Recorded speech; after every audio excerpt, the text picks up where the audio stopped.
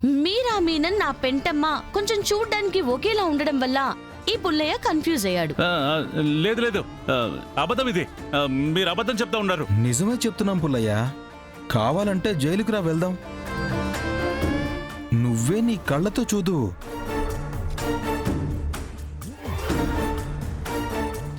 వెళ్దాం పదండి. ఎలాగో మీరు వెళ్లాల్సింది అక్కడికే కదా. అందరూ కలిసి నన్ను మోసం చేస్తున్నారు.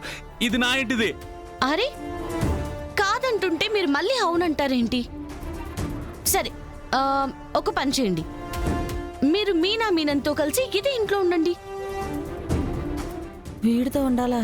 మీరు ఆవిడ భర్త కాదని ఆవిడ ప్రూవ్ చేస్తారు, అవునని మీరు ప్రూవ్ చేసుకోండి. పోలీసుల దగ్గర దొంగ ఎలా ఉంటాడు? కుదరదు. దొంగెవరు? పుల్లయ్యనా? కాదు కాదు కాదు కాదు, పుల్లయ్య కాదు. మరి కానప్పుడు ప్రాబ్లం ఏంటి?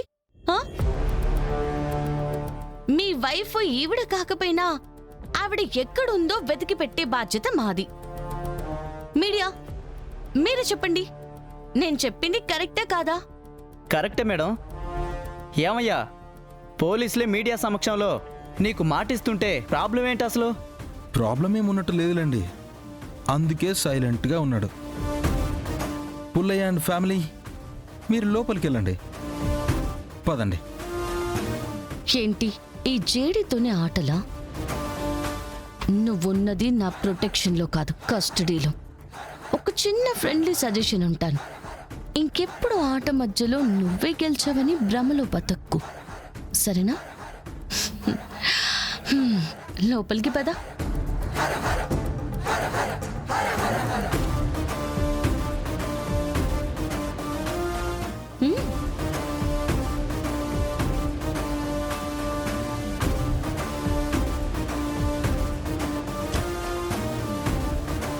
ఆధారాలన్నీ చూసి మేమే మీకు మళ్ళీ ఫోన్ చేసి అప్డేట్ ఇస్తాం. ఇక మీరు వెళ్ళొచ్చు. Okay sir, thank you. అమ్మయ్యా అమ్మయ్యా, నేను జైల్లో ఉన్నప్పుడు ముందు జాగ్రత్తగా వీడియో తీసుకుంటానంటే ఎందుకు అని అర్థం కాలేదు. ఇప్పుడు అర్థమైంది మేడం. ఏం అర్థమైంది? మీకు దూరదృష్టి చాలా ఎక్కువని, మిమ్మల్ని బ్లైండ్ గా ఫాలో అయిపోచ్చది. అయినా మేడం, మీరు చేసిన పనేంటి? మేకుని తీసుకొచ్చి ఇంట్లో పెట్టారు. వాణ్ణి ఎక్కడో పెట్టుకుని టార్చర్ పెడితే పెద్ద యూస్ ఉండదు డ్రాగన్. ఇక్కడైతే 2 రోజుల్లోనే నీ టార్చర్ తట్టుకోలేక వాడే నిజం ఒప్పుకుంటాడు.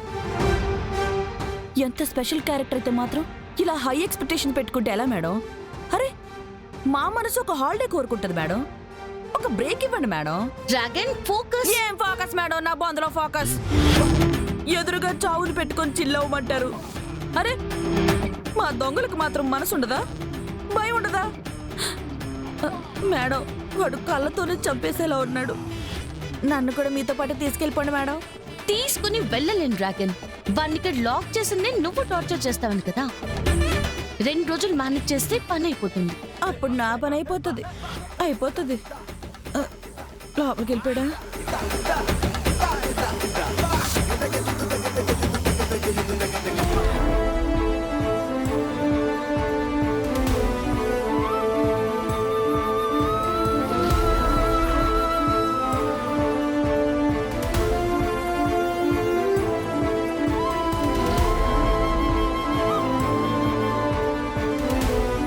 చెప్పండి జగదాత్రి, అర్జెంటుగా మాట్లాడాలని చెప్పారు. వదిన గురించి మాట్లాడడానికి రమ్మని చెప్పామన్నయ్య. ఏ, తను అనాల్సిందే నేను వినాల్సిందే, తను అవమానించాల్సింది నేను పడాల్సిందే, ఇంకా ఏమైనా మిగిలిందా? ఎందుకన్నయ్య అలా మాట్లాడుతున్నారు? అయినా వదిన గురించి మీకు తెలీదా? తెలుసనే అనుకున్నా జగదాత్రి, అదంతా అబద్ధమని నాకిప్పుడిప్పుడే అర్థమవుతోంది. నాకు తెలిసిన కౌశికి, నేను చూస్తున్న కౌశికి ఒకటి కాదు.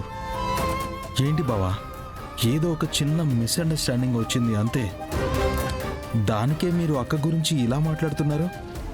అన్నయ్య, ఒక క్వశ్చన్ మిమ్మల్ని సూటిగా అడుగుతాను, సమాధానం చెప్పండి. నిజంగా మీరు వదిన తప్పు చేసింది అంటే నమ్ముతున్నారా? నమ్మాలా వద్దా అని కౌశికిని అడిగే జగదాత్రి. నన్ను ఇంట్లో నుంచి వెళ్ళిపోమని తను కోపంగా చెప్పి నా అనుమానం నిజమని ప్రూవ్ చేసింది. అన్నయ్య, వదింది కోపం కాదు, బాధ. మీరు తనని అనుమానించారు అన్న బాధతోనే వెళ్ళిపో అని చెప్పారు. అంతే. అవునా? మరి నిన్న దివ్యాంకతో కీర్తి కోసం నేను గిఫ్ట్ పంపిస్తే గిఫ్ట్ను విసిరి కొట్టడం కూడా అది బాధేనా? నా కూతురికి నేను గిఫ్ట్ ఇచ్చుకునే హక్కు కూడా నాకు లేదా? 6 ఏళ్లు నా కూతురికి నేను దూరంగా ఉన్నా. ఎవరి కోసం? తన కోసం. తనని బాధ పెట్టడం ఇష్టం లేకే. తన చుట్టూ ఉన్న కుటుంబం తన చెడు కోరుకుంటున్నా సరే తనకి వాళ్లే కావాలి. వాళ్ల కోసం నన్ను దూరంగా పెట్టింది. అప్పుడు ఇప్పుడు నేను తనకి ఇంపార్టెంట్ కాదు. ఒక్క నిమిషం అన్నయ్య. నిన్న దివ్యాంక తెచ్చిన గిఫ్ట్ మీరిచ్చిందా? అవును. అక్కడికి వచ్చిన నన్ను ఇంట్లోకి రానివ్వదని తెలుసు. అందుకే దివ్యాంకతో పంపించాను. ఈ గిఫ్ట్ ఇద్దామని వచ్చాను. దివ్యాంక గిఫ్ట్ ఇవ్వకపోతే కౌశికి ఏం చేసిందో కూడా మొత్తం వీడియోలో చూశాను. నువ్వు చూసింది అక్కడ జరిగింది ఒకటి కాదు బావా. దివ్యాంక గిఫ్ట్ తీసుకొచ్చి దాన్ని వదినకిచ్చి అందులో ప్లేట్ ఉంది, రేపు జైలుకు వెళ్ళాక పనికొస్తుంది అని చెప్పి మరీ ఇచ్చింది. అక్క తీసుకోకపోతే దాన్ని కీర్తికి ఇవ్వబోయింది. అందుకే కౌశికి అక్క రియాక్ట్ అయ్యి గిఫ్ట్ని విసిరికొట్టింది.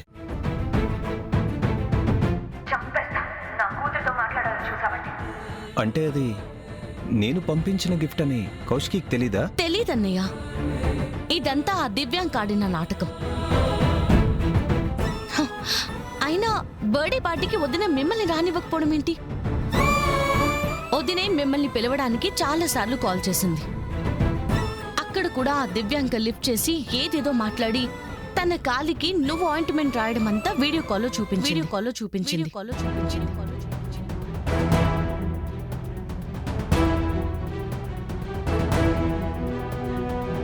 అక్క బాధపడి మళ్ళీ కాల్ చేయలేదు. ఇప్పటికైనా అర్థం చేసుకో బావా, ఇదంతా దివ్యాంక ఆడుతున్న నాటకం. అన్నయ్య ప్లీజ్ ఇంటికి వెళ్దాం రండి. లేదు జగదాత్రి, నా కోపికంతా పోయింది. కౌశికితో కలిసి ఉండాలంటే భయంగా ఉంది. ఎప్పుడు నన్ను వదిలేస్తుందో, ఎక్కడ మళ్ళీ నన్ను దూరం పెట్టేస్తుందో అన్న భయం. నేను మళ్ళీ ఆ ఇంటికి రాలేను. ఇవాళ కీర్తి బర్త్డే. తన కోసమైనా రారా? అక్కడ ఎంత మందున్నా, ఎంత పెద్ద పార్టీ చేస్తున్నా కీర్తి మాత్రం మీకోసం ఎదురు చూస్తుంటుందన్నయ్య. తండ్రి పక్కన లేకపోతే ఆ బాధ ఎలా ఉంటుందో నాకు తెలుసు బావా. ఆ బాధని కీర్తికి ఇవ్వకండి. కీర్తికి మీ అవసరం ఉంది. కావాలంటే వదినతో కాల్ చేయించమన్నా చేపిస్తాం. అవును బావా, అక్కతో మేం మాట్లాడతాం.